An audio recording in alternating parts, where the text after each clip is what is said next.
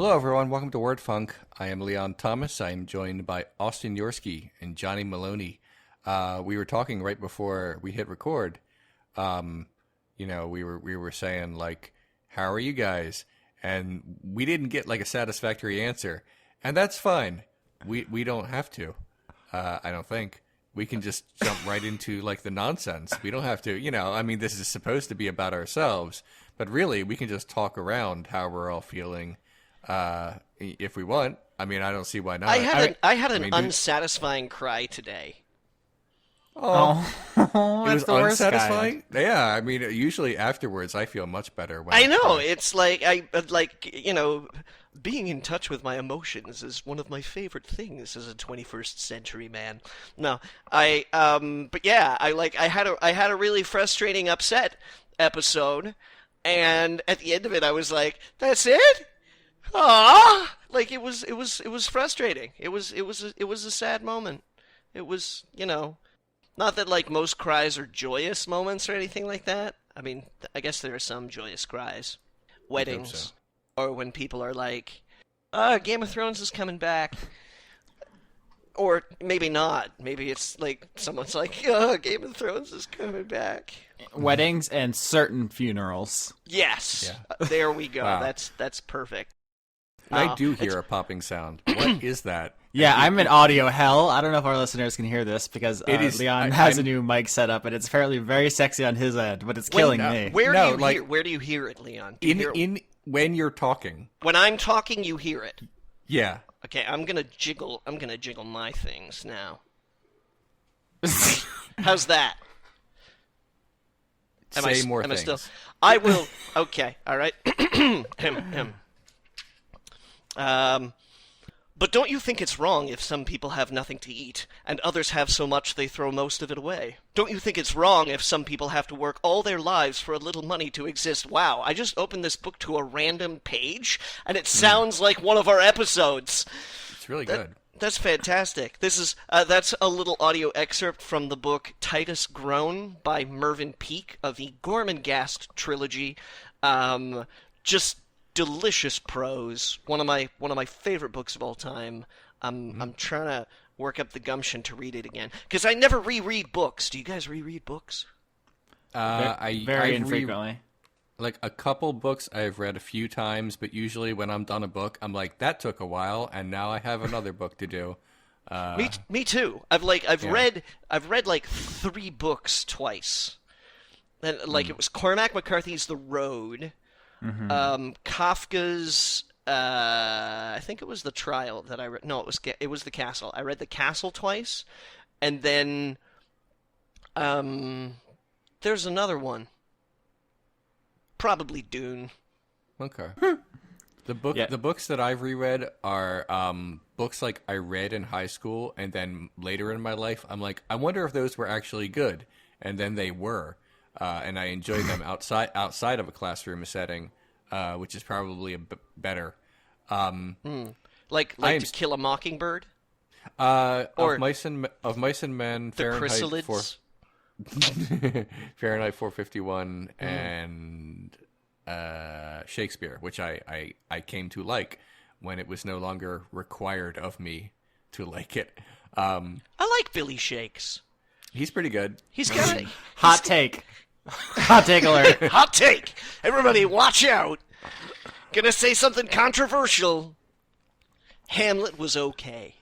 So did we ever figure out if you jiggling your chords actually helped anything? Because we could ghost ride this whip to Skype. How good would that be? I definitely hear popping whenever Johnny talks, but what can you do except the pop? I don't want to accept the pop. Like I said, we could try Skype but keep the Audacity running. I will do my best to include an appropriate number of locks as well, so it's not just popping. All right, let's keep recording and let's just go to Skype. What? All right, can you hear me? Yes. Yeah. Hello, Leon. Okay. Oh, you sound all good and stuff. Oh. Yeah. All right. Keep talking so you can luxuriate in this. I think we have. I think we've figured out the source of the problem, gentlemen. Okay. Why would my audio setup make it so you would pop when you talk, Gremlins. I don't think Yeah. it was your audio setup is the thing. I think that perhaps it may have been Nope, there it is. server side. You're Did I just popping. pop? Did I pop again? You can't. You pop and you can't stop. Well, Leon sounds perfectly fine to me now. He was insufferable before. Yeah, I'm not getting any popping from either one of you. Are we still popping? Johnny's popping. Like the rest of us do not pop, but Johnny pops. I don't know why. Neither do I. All right, hang on. Don't take it personally. I'm gonna wiggle it now. All right. Oh, Okay. All right. let's have this be the whole show. Oh, All no, right. you can't keep this in. I've jiggled and wiggled. Am I still popping? Say you're gonna have to like say like a speech again. Okay. All right. Here, we'll go to another random page. Okay. Barkentine officiated at his father's funeral. Spoilers. Oh. To his way of thinking, it was impossible for the bones to be buried without a skull. It was a pity that the skull could not be the one which belonged, but there should be some sort of termination to the body before it was delivered to the earth was apparently imperative. Flay had recounted his story, and the bruise above his left ear testified to its veracity. There seemed to be no clue to who the cowardly assailant might be, nor could any motive be imagined that could prompt so callous, so purposeless an action. Okay, first of all, I really want to read this book now. And, We just trick him into doing an audiobook for us, I think. Yeah, and second of all, yeah, I'm hearing less popping, so like whatever you did was good. So let's now do our show. All right. I'm gonna keep a lot of this in because I think it's funny. What if I just disfigure my track so that it's unusable, and then I'll force your hand? No. Oh, okay. Overall. Welcome to the tech support show Yeah. edition of WordFunk. Have you tried turning it off and then back on again? Nothing people love more than tech talk on a show about pop culture, I think is what this is. And it's also just struck me that I used the word disfigure to refer to an audio track, which is slightly off-putting. Do you guys have stuff to talk about this week? Because I have infinity. A little, but why don't you start? I was gonna Unless Johnny does. I was gonna come swinging out of the gates about how amazing this new album is that I think I made Austin listen to. I mean, you helped me. It was a good assist. It was an Yeah. alley-oop. The sad thing is that like all I can think of like all day long is the brand new single from Alex Jones though. Of Frog fame. No, have you not heard this? No, I haven't. There's this YouTube I try channel. to avoid him. This is the thing. This is not actually Alex Jones. All right. I mean, someone took a stupid statement remix. Somebody took a whole bunch of stupid statements and basically wrote like a Bon Iver style indie folk song. Okay, that's pretty good though. Out of what Alex Jones, the garbage that he normally spouts, and it's just like it's so fucking. It's just like. The music is really good, actually. It's a really good song. But at the same time, the lyrics are like, we're gonna stab your daughter at the mall. They're gonna stab your wife, your son. Yeah, but it's so fucking it's a YouTube channel called Super Deluxe. But if you just Google Alex Jones Bon Iver, and that's BON space IVR, it is the first thing that shows up, and it just like, I mean the funny thing about it is that Alex Jones is like he believes that there's no such thing as bad publicity, which I think is probably because you can't actually get worse than paying attention to his show. So if somebody's going to do a mashup or something like that, it is by default going to be better than actually listening to him talk. But the unexpected thing is that it's also better than Bon Iver. I don't know if we've talked about him before, but I'm sure he's a lovely person. I just cannot fuck with his albums for some reason. I really liked his first one, but the last one was a little too, like, I don't know, ruminative 80s. The first is the strongest, definitely, but I want to like his stuff, and there's just something about it that doesn't grab me. I can totally respect you for that. That is not too far off the home base for me. And I just don't know who that is. He's a dude who writes music and then plays it as well, which is the shocking twist in the story. Anyways, so the Alex Jones, I've been giggling about that for like a whole week, pretty much, and it's but we should take a moment to talk about Algiers, which are an Atlanta outfit. They just produced their second album, called The Underside of Power. It just came out a couple of weeks ago, and I took like one listen to it, and I was like, Austin. It must have been like 3 o'clock in the morning or something like that, where it just I'm like, Austin, you have to listen to this album because it's so fucking good. I finally got my sleep schedule right, and I've gotten several 3 a.m. messages from you over the last week or so, and I feel bad because I'm never there for you. I'm sorry. No, it's all okay. good. I don't expect you to. Like we need to be able to, carve out space for us time. And if sleeping isn't like alone time, then I don't know what is. From time zones, it's more reasonable for you. It's like midnight. That's a normal time for me to be awake, but it's 3 a.m. for me. So yeah. But the Underside of Power, by Algiers is this new album, and it's fantastic. Like it's angry, and it's soulful, and it's like uplifting in parts and tremendously depressing in other parts. It is so potent.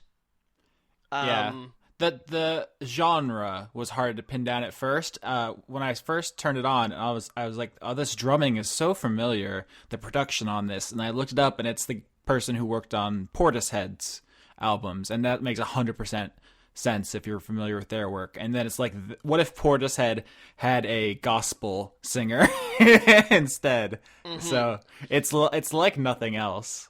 I'm like one of the I think it's the bassist in the band is ex Block Party. Nice. And so it just, but it's like it is like potent is really like the best word I can come up to describe it. It is such a strong album.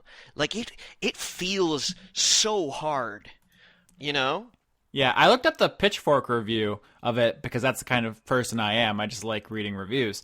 And they gave him kind of a middling, it was like a 5.5 or something. And they said that like it's well made, but it doesn't have a cohesive message. It's like a protest album in search of something to protest. And I need to listen to it more because I've only listened to it all the way through once. And I do have trouble identifying like what is the message, but it's also just it's just an album that feels of this time. It's like very angry at like inequality, like and just like the political situation, but maybe some more direction, or maybe I have to get deeper into the lyrics. But right now it's very good music, but I do need to explore it more fully because it doesn't reveal itself upon first listen, I don't think. No, I've had an opportunity to listen to it about, I think, 4 times, and I mean, yeah, I can understand the criticism that it's a little scattershot, but at the same time, I sort of feel like there's so much to be angry about right now. Yeah, exactly. It's like the theme is everything sucks because sometimes it does. Yeah, I remember being really dissatisfied with the Occupy Wall Street movement because it couldn't. It felt to me, at least anyways, that it couldn't quite decide what it was about. And at the time, I was looking for a slightly more focused sentiment, like, you know, a point of absolute contention, where it was like, you know, if you want to talk about wealth inequality, then we should talk about wealth inequality. But so many people kind of like jumped onto the train of Occupy Wall Street, and nobody was steering it either, that it just suddenly became everybody's party. It was branding rather than a message. I'm looking at the Wikipedia article for Algiers now, the band, and it says that they pull from a divergent number of musical influences, the most notable of which are post-punk, gospel music, Southern Gothic literature, and the concept of the other. Just the philosophical concept is like the kind of musical genre this thing is in now. So there we go. The concept of the other. I'd say that's a fair landing. But it is a super powerful album, and there are some just stellar tracks on it. and even if it doesn't have a cohesive vision, I still feel like each thing that they're kind of, you know, angry about, they express quite well. You know, there's I mean, Austin, as a metalhead, right? You understand that anger is not necessarily enough to carry an album. No, I mean everyone's angry, especially young musicians. Yeah. So but it's such a, you know, I don't know, for like the 3 or 4 minutes that each track plays, I feel like there's a focus to that track. Like I don't know, it almost seems like it's a best of Algiers album or something like that, where, yeah, I mean, maybe it doesn't necessarily follow thematically, like it doesn't have a focused narrative to its presence, but it's so good. Like, it's sharp. Yeah. I really like it. It's a really good album. And also just sometimes chaos and like your response to chaos can be the focus, which seems contradictory, but like there's a lot of art throughout history that's just like the point is that everything is overwhelming and exhausting, and there's only, you know, anger left. And I think that's a legitimate statement. But yeah. So yeah. I mean, any of our listeners who are music fans, I'm gonna say, "The Underside of Power" by Algiers. Give it a listen. It's a great album. I love it very much. Yeah. So you guys want to talk about monkey lawsuits now? Because that's what I came here packed, loaded for bear. Like, so much. All right. So right now, or I guess last week, after we recorded last week, I think it was like the day after oral arguments began in the appeal of this case. This is the landmark case of Naruto versus David Slater. That's way funnier if you like anime and manga because of Naruto. No, nobody laughed. That's a good name. I feel like I'm sorry, I screwed my face up a little bit. Kind okay. of like in confusion more than anything else. Because, I mean, Naruto is I realize a TV show, but also a fictional character, and the way you said it made it sound like the fictional character was suing a guy. Exactly. Every time I saw this case referenced, I just lost my shit at just the name of it. Yeah. Because the mental image it summons is fucking hilarious, and I was hoping that just saying the name on air would get a laugh, and I have been disappointed. See, I'm getting like weird Phoenix Wright vibes right now about what this case looks like. Aviary attorney? No. I really want Phoenix Wright to defend Naruto in court now, but no. So here's the backstory on this case. There was a wildlife photographer who went out to film monkeys. We'll say monkeys. I'm probably going to get in trouble for that. Macaques? Those guys. Yeah. And while in South Florida, presumably, he was out filming these monkeys. Yeah, as of course we've talked about before. No, it's in Indonesia. And one of these monkeys, Naruto, I think, ran up and grabbed his camera and took a selfie with it. Okay. And now PETA, the People for the Eating of Tasty Animals, is suing on behalf of the monkey to say that the monkey owns the copyright to this photo. Now, this is an appeal because the case that PETA brought first was thrown out for lack of standing. Because do you figure? Because monkeys cannot sue people. And that's like the boring thing at the base of this case, is that PETA's just using this as a publicity stunt to argue that animals should have more rights than they do. Like they do with everything. Like they do with everything. They're not going to win because of precedent. There was once a case where someone appointed themselves lawyer to all whales and dolphins and tried to sue the United States government for damages because of their use of sonar was harming whales and dolphins. Right. And the court said, no, thank you for that.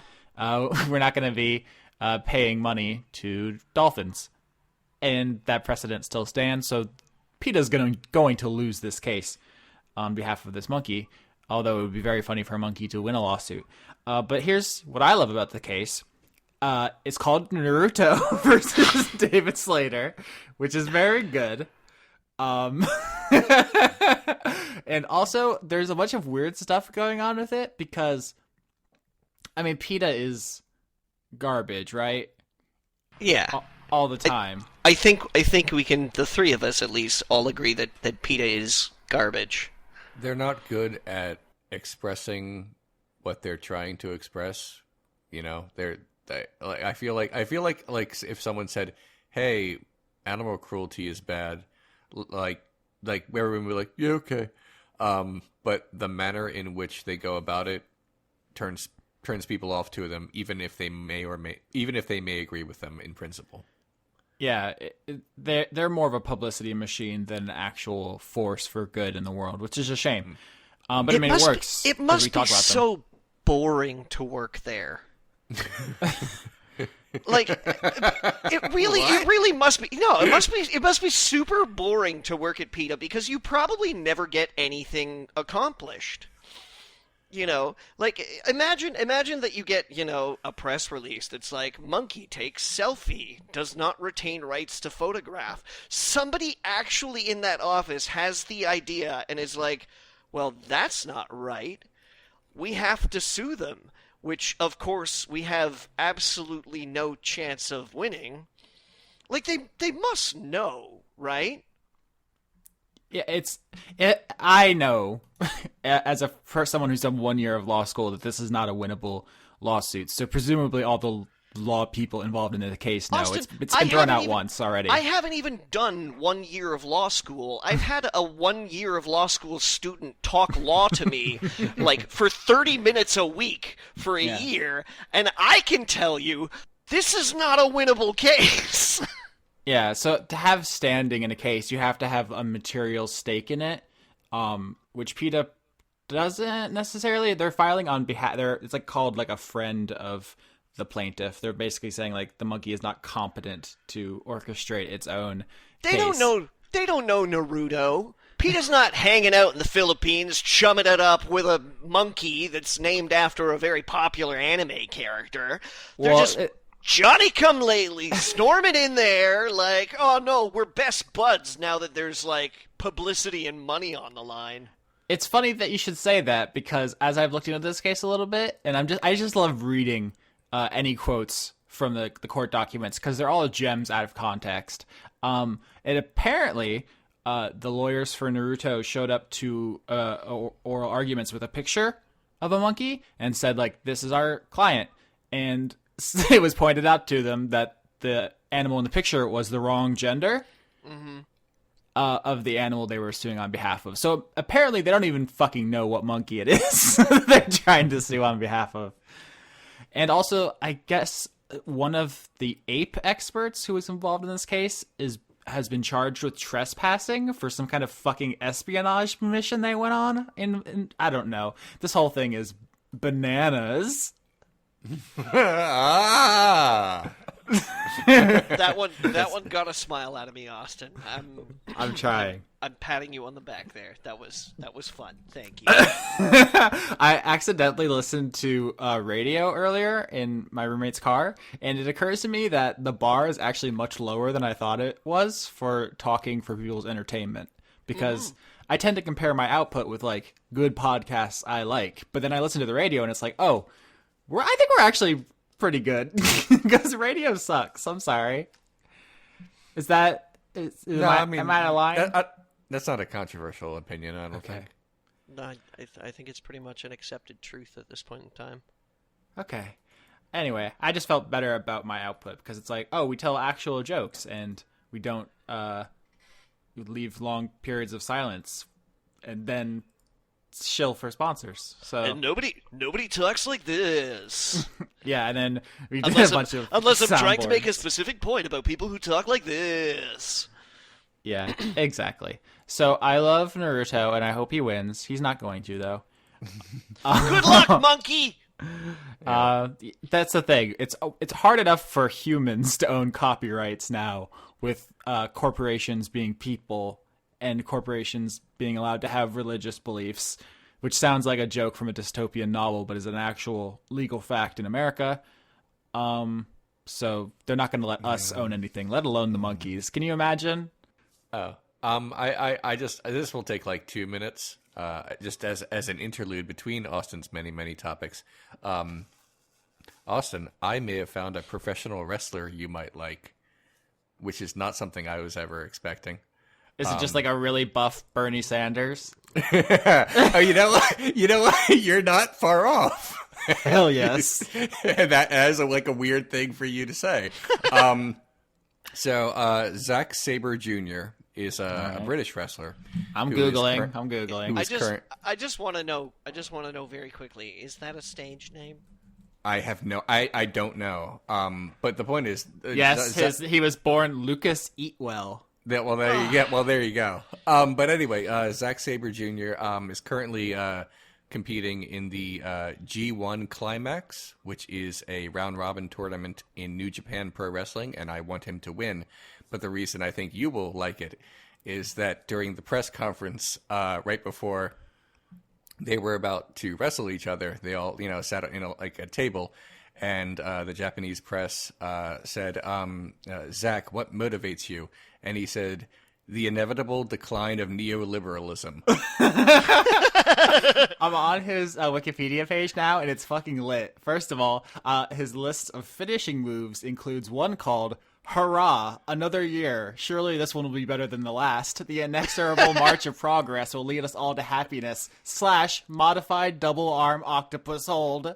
Ooh, yeah, he does the octopus. He's a very good technical wrestler. And the other thing that you would like about him is that his T-shirt, which can be bought, and I might, says, "Be kind to animals, or I'll armbar you." So yeah. I wanted to share that very briefly with you. You don't have to watch wrestling or anything, but I thought you would appreciate this man. Yeah.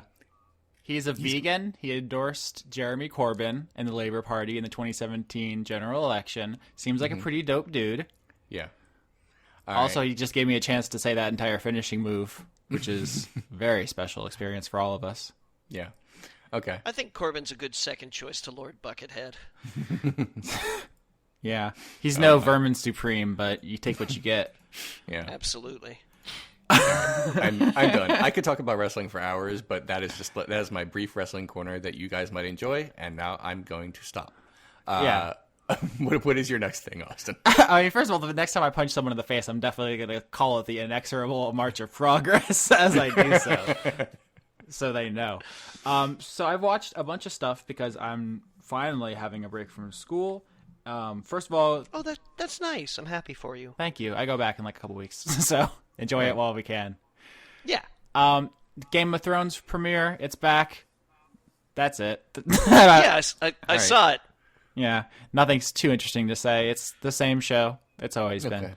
Did a bunch of people die? I really hoped they were going to, like, step on the gas a little bit, because doesn't this season only have like 7 episodes? It seems like they should be hurrying a little bit. That is not a lot of time for anything to happen. Yeah, in Game of Thrones land. Yeah, there was like a 10-minute montage of what's his face throwing up. Like, it didn't seem like a particularly great use of their time. No. That's What? almost not an exaggeration. There was a really extended montage of Samuel just vomiting and cleaning up poop and then vomiting, and it just went on for like ever. I like literally like went and checked my phone. Why did he vomit? Was it emotional or physical? Scatological. Yeah. It was an environmental reaction. Oh. Yeah. And then there was like a long shot of like CGI people walking towards the screen. I like a lot of the show still, even though it's done a bunch of bad things. But yeah, the pacing's weird. Okay. But you know, everyone has their opinion of Game of Thrones at this point. Like no one needs to be converted to that particular church. You're in or you're out. But I'm when, definitely out. Yeah.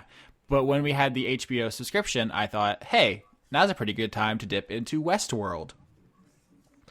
Oh. Yeah, that's an interesting noise you made because you watched it before me. You mentioned that on the show a long time ago. You said it starts with a sexual assault, and I was like, well, that's going to slide down my queue a bit, and it did. It's actually surprisingly not that gross. Even that scene gets recontextualized later, and while sexual assault is definitely a thing that lurks throughout this show, I never found it to be like Game of Thrones level distasteful. No, it doesn't really go like too gratuitous. The violence does. I mean, it's basically a horror movie when it comes to blood. Oh yeah, like it's it is not shy about just being like, hey, guess what? People are monsters. But yeah, I mean it evens itself out a little bit. Like it pulls off the gas a little. Yeah, it's a tightrope to walk, to be sure, to have that kind of blood and tits HBO flair and not just be a really terrible slog of gross people doing gross things. And Westworld, which I assume most people know, but in case you don't, based on the Michael Crichton movie, it's about a theme park in the future where synthetic people pretend to be in the Wild West, but they don't know they're synthetic, and the people in the park do horrible things to them because they can.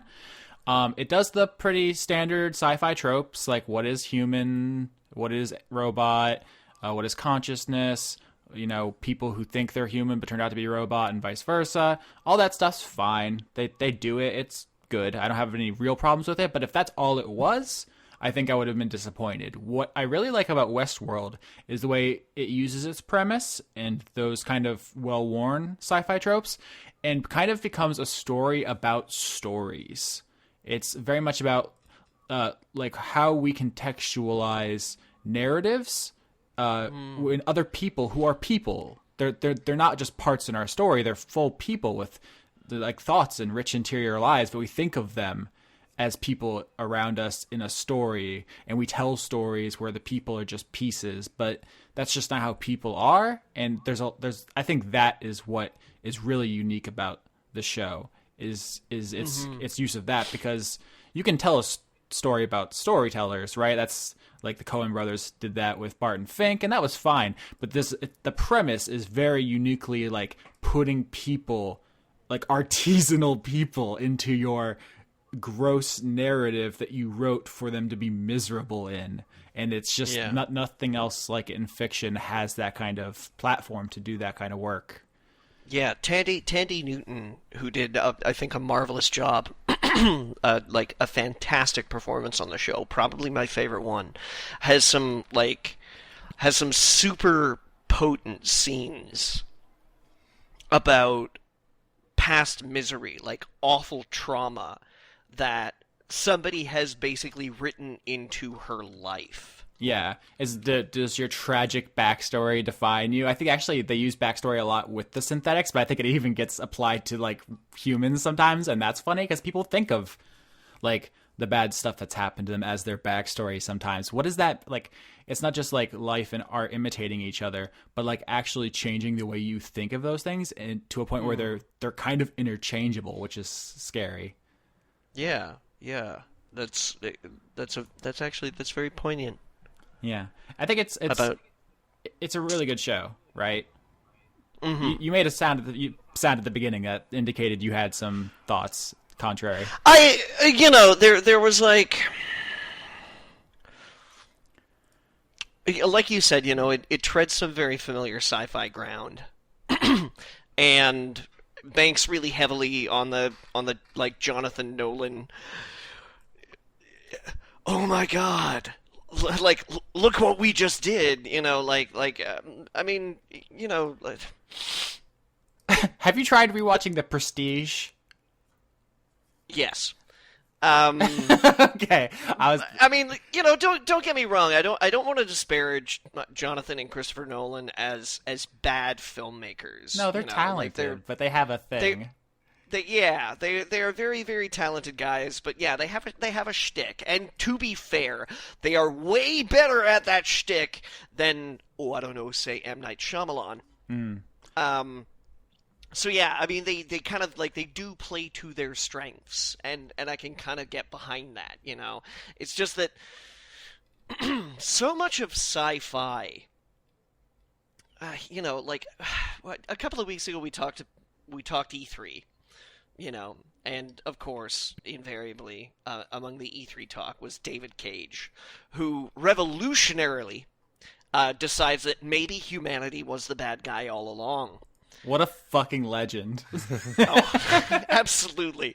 To have to actually have the mettle to stand up in front of an audience and be like, I thought of this thing. See how creative I am, is just so steely-eyed. They look similar to us, but we treat them differently. So like, Westworld doesn't really, it didn't really break any new ground in that sense. I think for most people, it probably was fresh. I think to me and you and, people who grew up on like Blade Runner and shit, it's like, oh, here we are again. Yeah. Yeah, exactly. This one, cool. So, like, a lot of my dissatisfaction with it came as... I guess wanting something fresher out of it, Some of my favorite stuff was just like the production values that went into it, and that kind of sounds shallow, but just like every time they played a player piano version of like a pop song and I recognized it, like that was a little shot of adrenaline. It's like every time they fucking destroyed a set that looked like it cost $10 million, like I was just like, damn, they went there. Like there's just like little things that aren't related to like deep thematic analysis that I really like too. And it was a really powerful performance show as well. Like, almost like the casting was just impeccable. Everybody gave it their all. Like I was really impressed with the acting in the show. But I can't recall if we talked about this on the podcast before about how sometimes when you pick higher concepts for entertainment, you're limiting your runtime. Yeah. Because there's only so much to mine out of that like one focused idea. And I kind of get that from Westworld. And like next year, because I don't think it comes back till 2018. I remember there being a long break in between or something like that. If it doesn't come hard, same. If you'll excuse the pun, it's just gonna lose momentum so goddamn quickly. And there's a lot of people who are theorizing that it's going to be like, oh, but instead of Westworld, it's going to be like Samurai World. And I'm like, no, don't do that. I mean, they could, but I don't think that would be what really the show needs necessarily. That's just window dressing for what the show is about. Yeah, if you decide that you're going to go from the Wild West to Japan, or like feudal Japan, or I don't know, 1930s Chicago or something like that, you're not you're not necessarily investigating the themes any deeper. You're just being like, now watch it with gangsters, Yeah. you know, like it, and that's just. I want the show to be smarter than that. I do. I really do. Yeah. So It's tough. It's tough to talk about without spoiling because it really does go for it in the first season. It does some stuff that I thought would be like the series payoff, but they just they just like go for it right away. So I think the smart play would be to kind of interrogate some of the conclusions they reached, because you can only go so far in the one direction they went without having to like turn back and being like, really? And once again, I have to speak vaguely to avoid spoilers, but like there's some things that they end up kind of stating with certainty that I think could be pulled apart over the course of the next season. But we are still waiting on some payoff. Is the thing. Like like the end of the first season did a lot of carrot dangling. You know, which I mean, it's different for a show like Game of Thrones to dangle the carrot, where it's about resolution. How is this going to be solved? Who is going to come out the victor? You know, like how does this story play out? And they have a lot more just space, right? Like entire countries in Game of Thrones could die and the story could go on. If they level the park, like there's no way to pivot without basically making a different show. Yeah. And I mean, like, there's no way that Westworld ends with, like, state legislation about, we're not going to have, like, this Congress scene where people are like, yep, robots are people, done, right on, we solved everything. Like, it will not happen like that. So, yeah, for Westworld to dangle the carrots as it did at the end of the season is sort of like you realize that you do have to actually let this pay off. That's the problem with transhumanist fiction, is that if you ever like assume that people are just going to be fucking cool for once, there's no conflict. Like it's like, oh, I have a robo arm and I've uploaded my consciousness to a hard drive, and how do you feel about that? That's pretty cool. Nice. Let's go watch football. Like, it's like, oh, okay, yeah, I forgot that this is actually a thing people could get their brains around if they chill for a second. Yeah. So I don't know. A lot of my judgment about Westworld is wrapped up in how it further develops, because I've seen so many shows start with like strong concepts and then just be like, oh, hey, wait a minute, we're popular. Or, hey, we're not popular at all, which either means that they have to extend the runtime or just, like, summarily terminate it. Yeah. The last thing I wanted to say before we move off, what I'm sure was a very frustrating listen for people who have no idea what we're talking about. It takes... It takes... I'm sorry, Leon. It's okay. I don't listen to music and I didn't watch Westworld, so I'm just kind of chilling. But it's cool. I'm sorry. From the bottom of my heart. Fine. No, it's just like I there's no like non-asshole way to say this, but it takes a lot to surprise me because I've just read hundreds of books and watched thousands of movies and played infinity of video games. So the fact that Westworld like got me, like the plot twist, like not just once, but like 2 or 3 times, I was like, damn, fair play. Like I knew some of the stuff was coming, but like who it turned out to be and like why and stuff, I was like, fuck, that was good. Like that's just like brownie points for me when they can actually stump me on some twists. So cool. They did that. Good stuff. Boo! Got us. All right, so I have one more thing I think we're gonna have time for. If anybody else wants to jump in first, go ahead. I have a very brief thing to say. Nice. I watched Tom and Jerry, Willy Wonka, and the Chocolate Factory a few days ago. I'm sorry, Leon. It's okay. It's just a thing I needed to watch because it's almost certainly going to be on the worst movies of the year lists at the end of the year, which means it might be on mine, which means I had to watch it. Here's the thing, like, it's incredibly bad, but it's not like a frustrating watch because it's pretty short, and things happen very quickly. Like there's no like lull. It's not like a boring film. It's just very very bad, and not funny. And in terms of its visuals, I feel like the only way for it to make sense is if this Earth were just a little bit closer to the sun, and everyone is melting. Because everyone's face is wrong. It's like it's just a little off. Like everyone is having like a really bad day, and nobody's talking about it. They're just like, "Yep, my eyes are going all over the place," and like, my mouth is partly open, but like I guess this is just who we are this day and in this movie. Why are you body shaming? It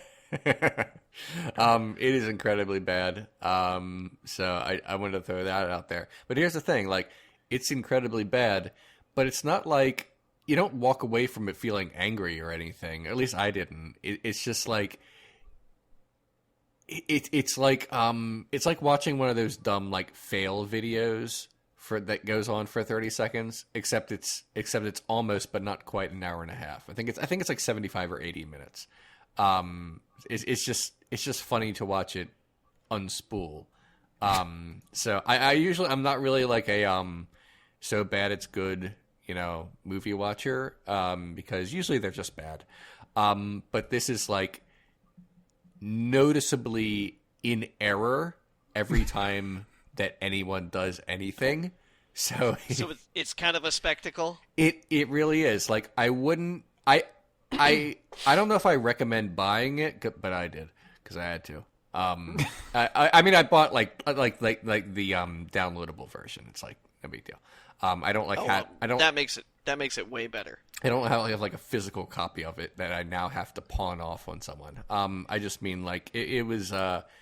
I wouldn't, if someone said I just watched it and I kind of liked it, I'd be like, yeah, I can see that. So that's just what I wanted to say about that. I really feel like Roald Dahl deserves better movies. I really do. Because when I think about the Roald Dahl movies that have been made, yeah, I mean, Giant Peach. James and the Giant Peach. Yeah. Witches was another one. We've had a couple of Charlie and the Chocolate Factory, Willy Wonka movies. Yeah. Like Fantastic Mr. Fox ruled. Yeah, that's true. Actually, that is true. That is, but that's the thing is that there's like Fantastic Mr. Fox there was a playful reverence that it had, whereas like I think about I don't know like. Yeah, I mean, I haven't seen the new BFG, but I assume it's bad. I don't know why I assumed that, though. I don't think I read any reviews. No, it got mostly good reviews. Okay. I'll tell you why you assumed that, though, is that because most Roald Dahl movies are crap. Okay. All right. I don't have like a great affinity for this person.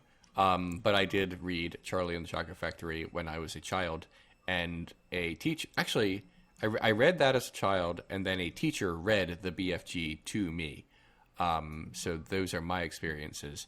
But past that, I really just like the Gene Wilder Willy Wonka movie. I haven't seen the BFG that Steven Spielberg directed. Oddly enough, he was such an interesting guy, though. Roald Dahl. I hear he was a racist, but okay. I mean, I don't know that. But he was like you can be an interesting guy and also a racist. He was a World War II pilot. He was an intelligence officer. There was a part of his life where he got shipped across to America, with like a bunch of other English intelligence officers to try and like persuade America to enter World War II. And just like, and some tragic stuff too. Like he lost one of his kids to, I want to say polio, but I'm not quite sure. And for like the rest of his life was just like vaccines are the greatest thing that has ever happened to our civilization.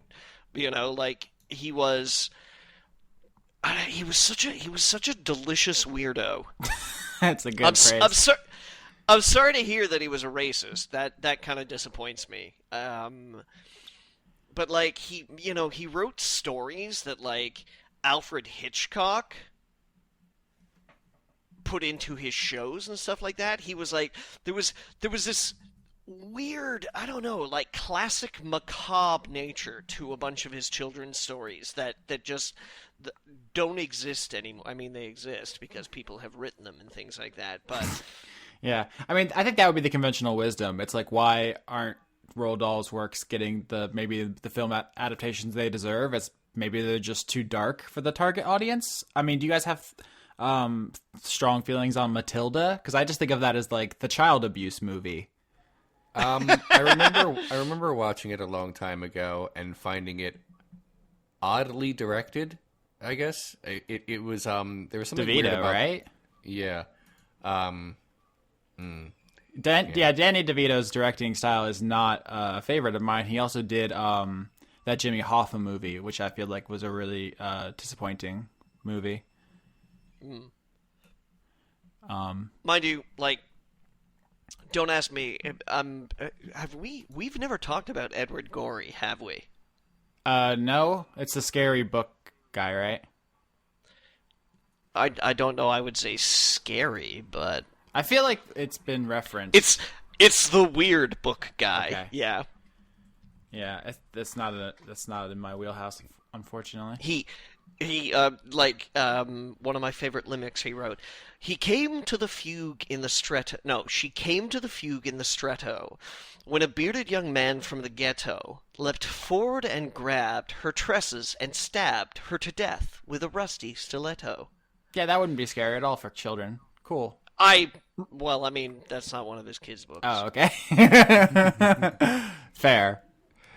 But yeah, he's the guy who he would do all the drawings for Mystery, if you know, like the PBS series that would have like, yeah, no, oh man, Leon, I think Edward Gorey would totally be your thing. All right.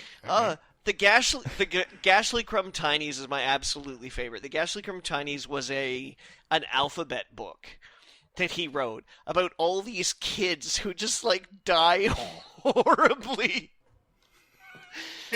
I like that. Like, I know it's like by memory it goes: A is for Amy who fell down the stairs.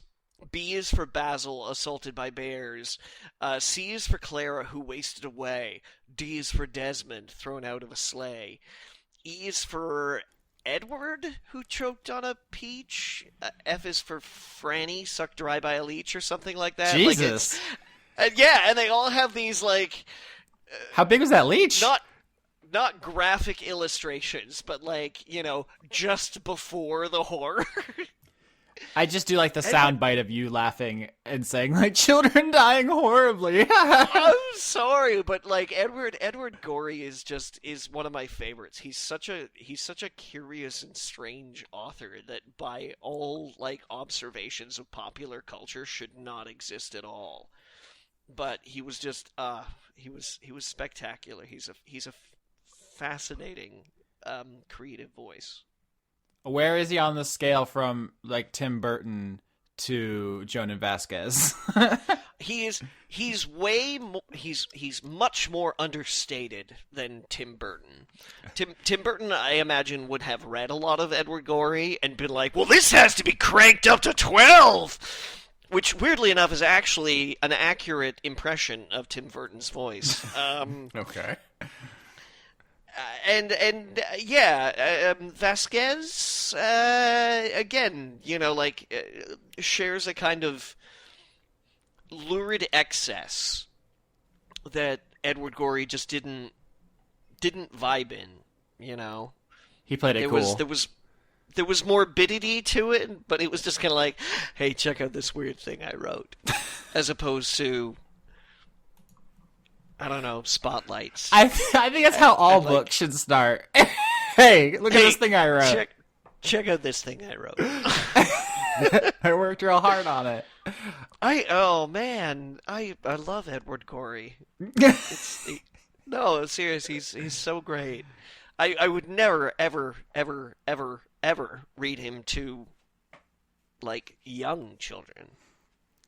I mean, they're gonna get traumatized eventually. Yeah, exactly. So just ease them into it. Okay, so the last thing I wanted to talk about before I think we get to questions, or maybe just annoy Leon some more, is I finished the first season of American Gods. Oh. I love how Brian Fuller it is. It is the most Brian Fuller ever. It's just all slow motion shots of orgies while someone reads poetry, and then people turn into flower petals. Like droplets of blood just landing just so on like white marble, Yeah, CGI rabbits, just weird angles. The whole thing. It's the confidence. Whipping scarves in the wind, just like oh. I think it very easily could be too much. I've been having this conversation with my friend Cam recently about the definition of corny. And he said he always says like he hates corny stuff, but I'm like, Cam, you're the corniest motherfucker I know. And he's like, he doesn't think he's corny, and we're trying to find the word that describes him, and the one that we found was camp. And I don't know if the distinction is meaningful for most people, but for Cam it's very important. He's camp, but he doesn't think he's corny, and I think American Gods it walks that line where camp has style. Corny like purposefully does not. We can also say, like, camp is very self-acknowledging. Camp is self-aware. Corny is not. Okay.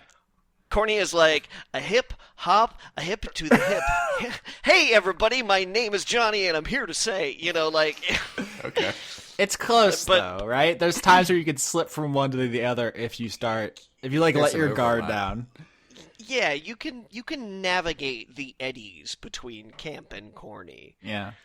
And I think American Gods mostly does a good job of that. It's mostly camp, which is good. It's just all like color and profundity and just proclamations about the universe while people are murdered and zombies and people have gay sex with genies. It's just it's very good.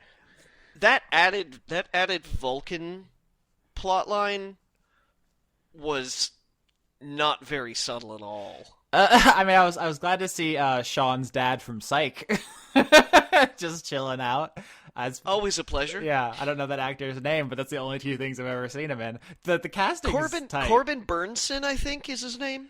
Also, I think he was on L.A. Law or something like that. I haven't seen it. Kristen Chenoweth, I think is her name. She's from Wicked. Always a pleasure. From Wicked, she shows up. She kills it for the one episode she's in. Also Pushing Daisies, which is also a Brian Fuller joint, which shares a lot of aesthetic.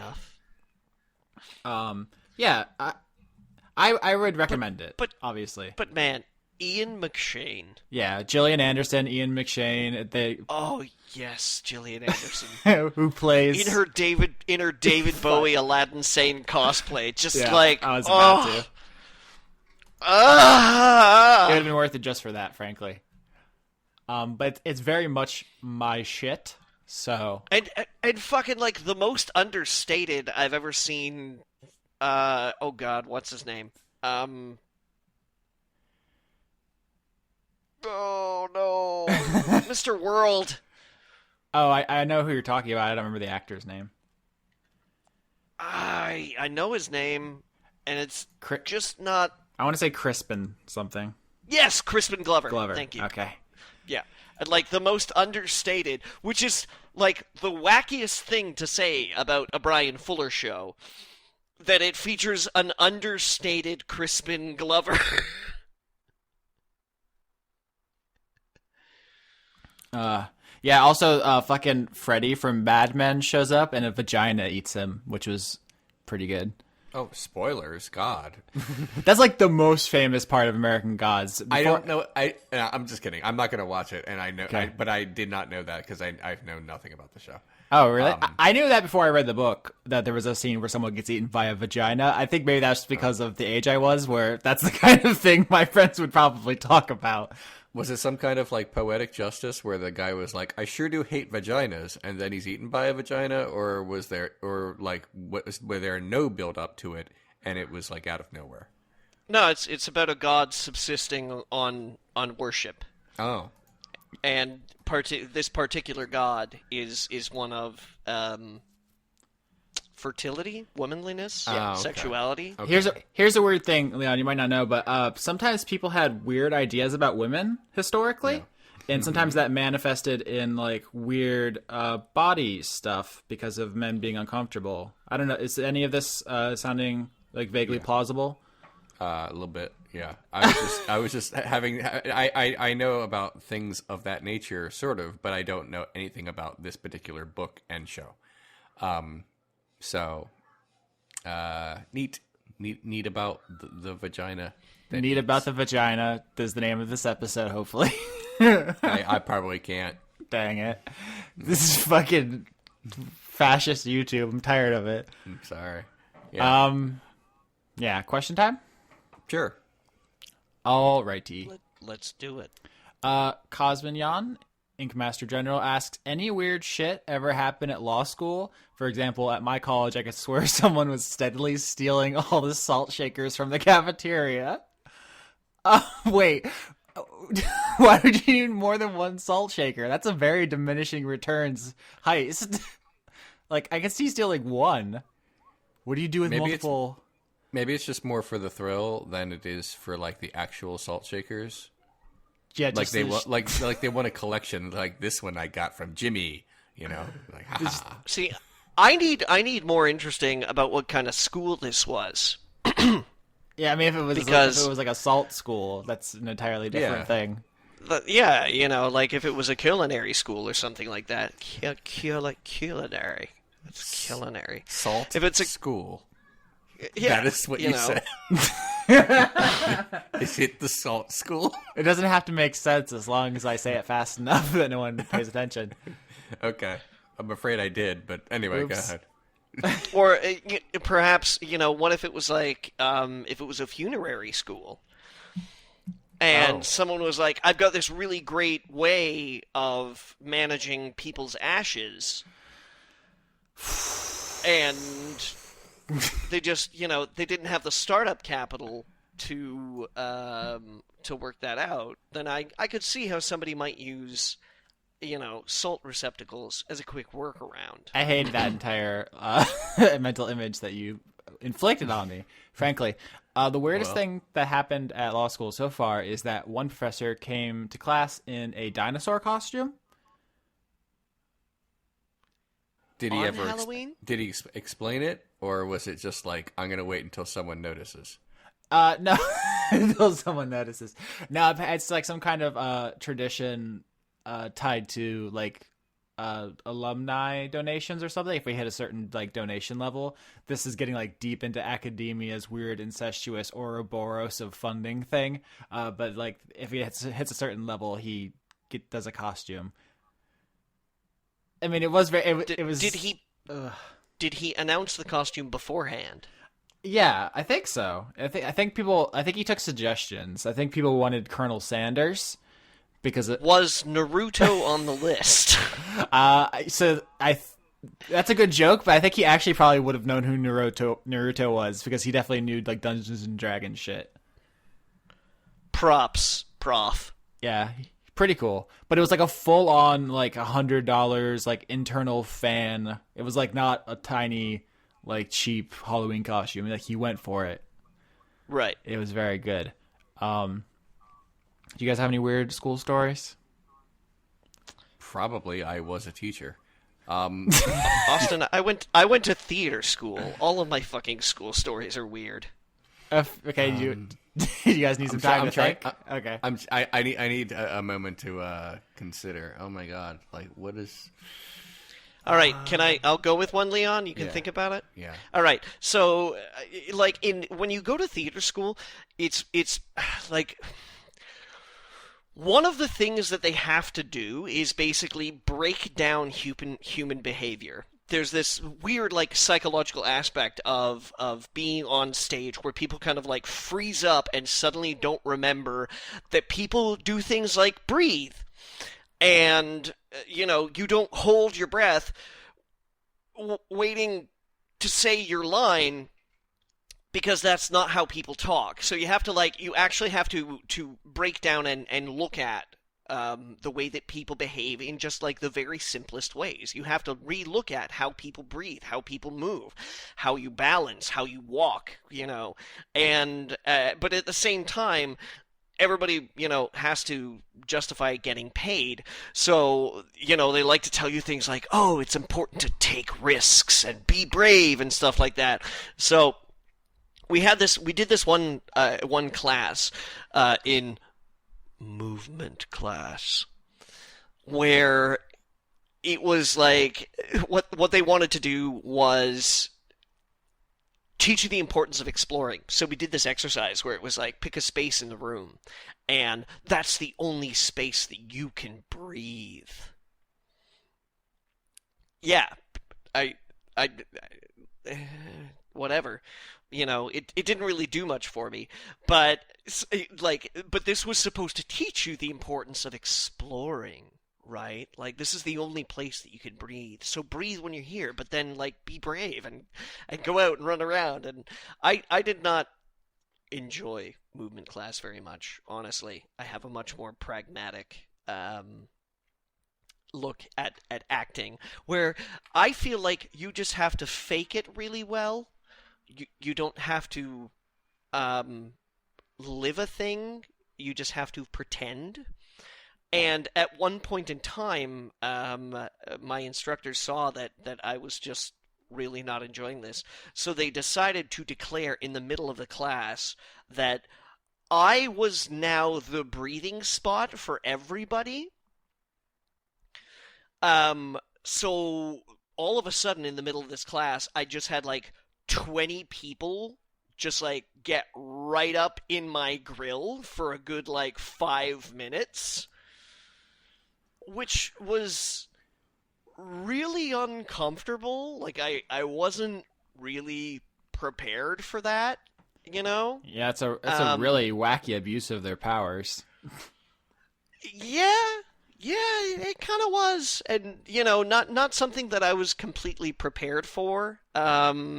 I mean, I know why they did it. I know why the instructor did it, because it was basically forcing me out of my comfort zone.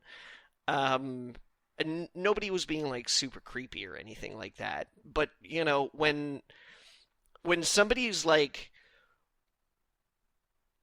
putting their face like right next to your knee just so they can breathe, that's a weird moment. That's like, just imagine that. Just imagine like 20 people that you've known for like 3 or 4 months all just like suddenly deciding that their face needs to be inches from your body in order to take a breath. And there's just there's just that one knee fetishist who's like, yes, the time is now. People were just trying to get their heads in where they could. So, like I said, nobody was being like super inappropriate, but yeah, I wasn't ready for that. That was a weird like moment of intimacy. Leon, do you have stories? I once accidentally stabbed a child with a pen. So that's a thing we could talk about. But like in the eye? No, this is the way I said that makes it sound terrible. Yeah, I would love to discuss this, but you're gonna cut it out. So no. I said it like that for effect. Like, spoiler, it was not a big deal. What happened was this: I was almost all my best stories are when I was a substitute teacher, because that's when the children are terrible. And when I don't know what, like exactly what to do with myself, I walked over to a child. By child, I mean a teenager. This was high school. Wasn't a kindergarten. I had my pen in my hand, and I just sort of like moved towards him, and I didn't realize that my pen was like jagged and downward in my hand as I was giving to him, and I kind of like poked him in his hand, and he jumped up and says, and he starts running around the room. This was like this is like not an adult, but like 2 years away from being an adult. So I thought, like, oh, if he's screaming and running around the room, I must have really hurt him. I was like, oh no, this is terrible. And also my career.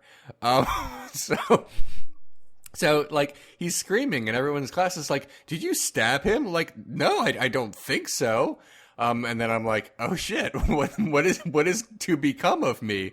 So I said, here, it was just an accident. The pen was in my hand. Can I take a look? And he's like, yeah, I guess. And he's like really like freaking out about this. And I was like, oh no, this is terrible. Maybe he's bleeding and there's like a hole in his hand. I didn't even puncture the skin. There was ink on his hand. That was it. He was not in any way hurt. So this is really a story about how you wrote on an 18-year-old. It really is. It really is. I lost my mind. I'm like, oh no, did I hurt this kid? Like, what is going to happen to him, and what is going to happen to me because of this? And then I looked at his hand. I'm like, there's ink on you. I got ink on you. That is literally the only thing that happened. And everyone was like, I don't know. He was freaking out. Let me see. Because these kids were very suspicious of me because I was a substitute teacher. They're like, maybe we should tell the principal. And then they all looked at his hand and they were like, sit down. And he sat down and that was it. And I was like, okay, I mean, I'm sorry that I accidentally got a little bit of ink on you, but you were not in any way hurt. This was like two people bumped into each other, and that is all that had happened here. So he sat down. I was like, okay, and that was it But for the rest of the day, I was like on edge because I'm like, how did this happen? Why did he flip out like this? And he was perfectly like, he behaved perfectly well for the rest of the day. So this was like an unusual incident for him. I don't know. It was very strange, and it was probably the most afraid I've ever been as a teacher because you're not supposed to stab a student. They tell you that, but I guess I did not. I just bumped into him with my pen, and he lost his goddamn mind. So that was it. I obviously suffered no punishment for it by the school district because I literally didn't do anything, and he.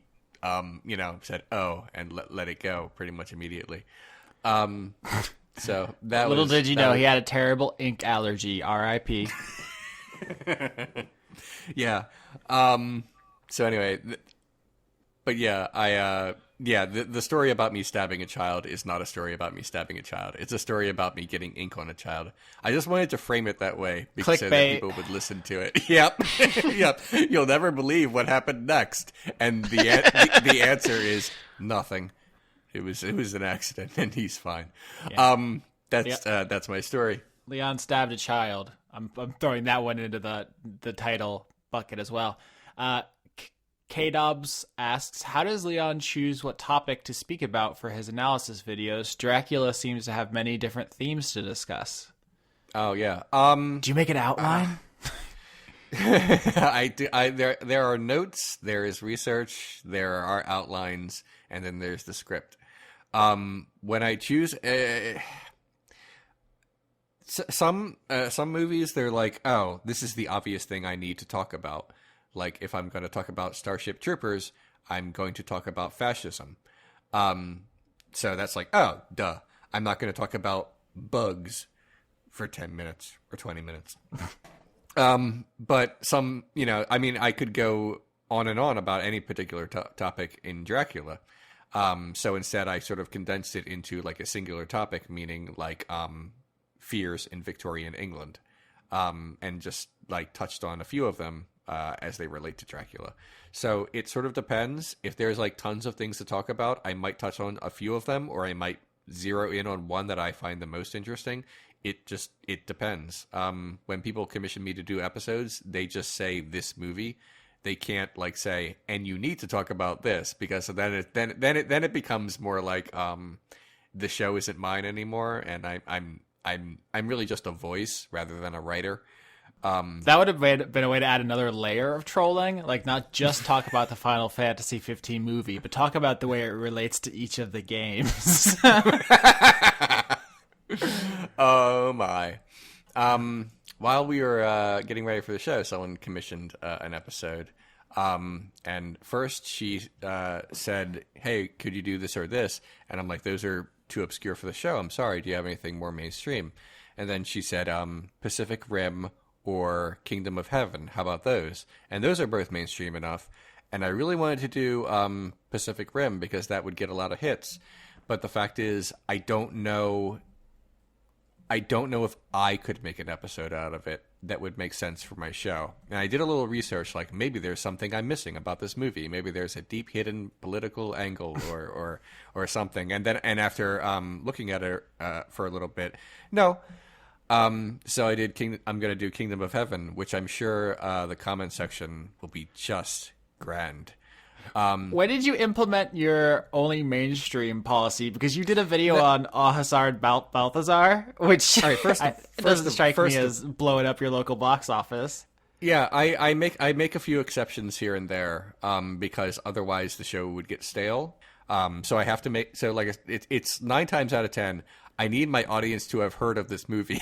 But if I only do that, then I'm just doing Pacific Rim all the time. And I can't get in those foreign film buff that will just watch my show for that particular reason. So you have to have a little crossover appeal. Sorry, you should do a new video on Pacific Rim every week, like that podcast, The Worst Idea of All Time, where they watch fucking Grown Ups 2 every week and then talk about it every week. Do you know about that show? I've heard of it, and I actually listened to the first 10 minutes of the first episode of that, believe it or not. And then I said, I don't want to do this. I don't have the stamina to even hear about this, let alone watch it. I mean, I am doing, in terms of, I am doing Tarkovsky month later this year. But I feel like even though those are all foreign films, Tarkovsky is one of those ones that people have heard of. So I feel like that's acceptable. Just like I will do anime, even though those are foreign films, because people just kind of know those. Anyway, yeah, sorry, I went into a tangent, but it depends, and that's the unsatisfying answer to that question. Yeah, I mean, related question. JJ Hernandez says, how long does it take Leon to do the research for a Renegade Cut episode? Most of it. Like each episode takes about a week, so most of that week is just reading. The recording takes 20 minutes. Editing takes a day. And it shouldn't take that long, but I just sort of pace myself because if I stare at the computer screen just clicking for hours on end, I lose it. So I take a few breaks. But yeah, like the hard part is the research, and that'll take most of the week. It sort of depends. But yeah, the vast majority of that week is reading. All right. We have time for another couple maybe. Cyretha asks, thoughts on Will Smith being cast as the genie in the live action Aladdin? It's a sensible casting choice, I guess, but I'm not a fan of these Disney live action remakes. And I don't mean a remake, because a lot of times remakes are great. But thus far, I haven't been thrilled with the output in this new mini franchise. The Jungle Book was fine. I feel like it's been a little overhyped. Cinderella was butt. Maleficent was double butt. What did I just watch? Beauty and the Beast was fine. And I haven't seen Pete's Dragon, although people say that is also fine. I don't, it's hard to get excited for fine. It's hard to get excited for substandard stuff that I've already seen before. Maybe they'll make one that is really great, and maybe it will be the Aladdin one. But it's not a thing for me, even though I really love Disney movies. So, yeah. I mean, I think of Will Smith as a very charismatic and talented actor, but I just looked at his filmography, and he hasn't been in anything good since Bad Boys 2. Yeah, good. It's not it's not been a strong streak. Sorry, I don't mean to cut you off, Johnny. Mr. Smith. Did you just make some fucking shade comments about Bad Boys 2, Leon? Yeah, I believe I did. I think you should suck my entire butt, just like both cheeks in your mouth at once when you suck on this butt, because Bad Boys 2 fucking rules. Go on, Johnny. Ugh. I got nothing much more to say. Okay. I mean, but here's the thing: is that Will Smith's most of his projects of late have been like somber Will Smith. Yeah, award bait. Yep. Collateral Beauty was a terrible, terrible film, and he should be ashamed of himself. In fact, we as a people should be ashamed. Maybe it's time that we should get a fun Will Smith movie. Yeah. Not like fun movie, but like a fun role for Will Smith, where he can make people laugh, because he was good at that. Yeah, Men in Black is one of his stronger performances. He's basically a goofball.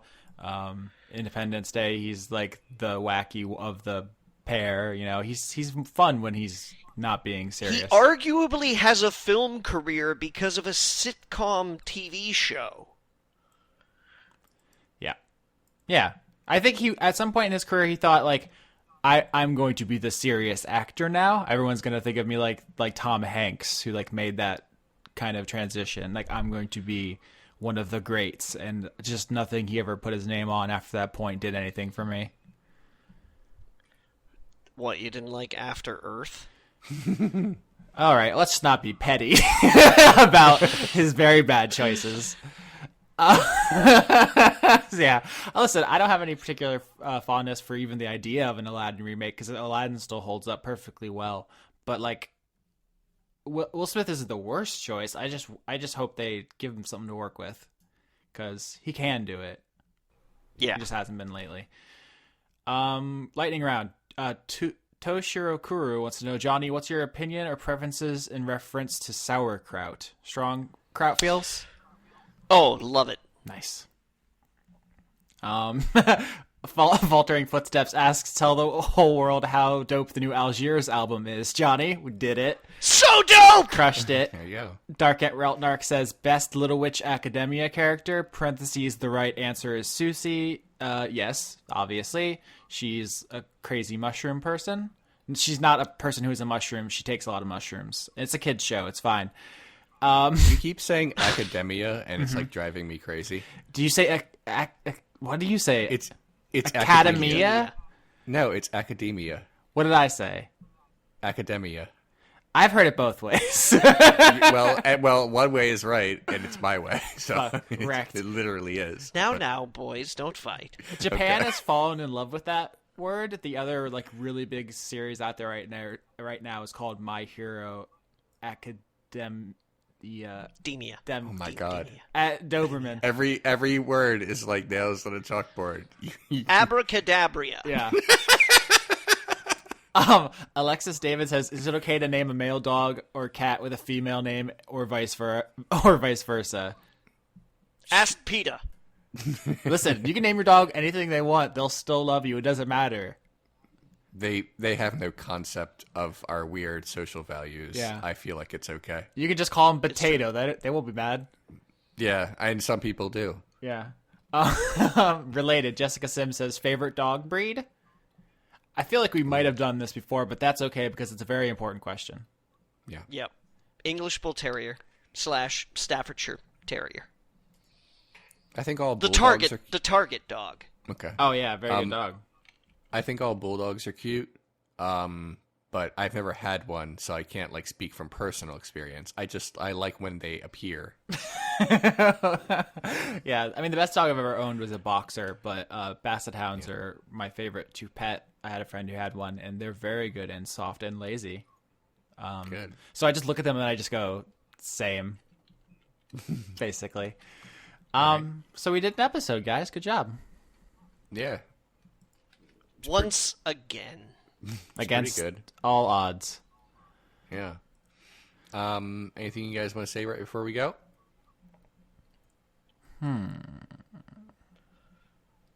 They're gonna stab your daughter at the mall.